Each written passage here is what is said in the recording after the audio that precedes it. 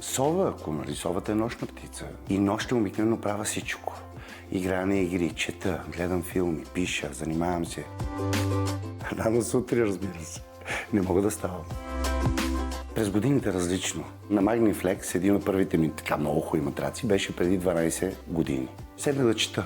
И чета и стана ясно, нали, че много е важен матрак. Защото по този начин живота драстично ти се оправя. От какви заболявания страда човек? Колко е тежък, ако искате? Има много фактори, които трябва да се вземат предвид. Би трябвало да не избираме сами матрака, да използваме консултант, който да ни ориентира в това какъв матрак да избереме. Този беше много мек.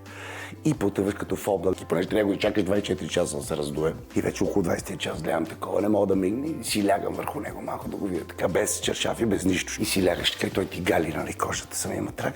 И си кажеш, Господи, значи има смисъл този живот.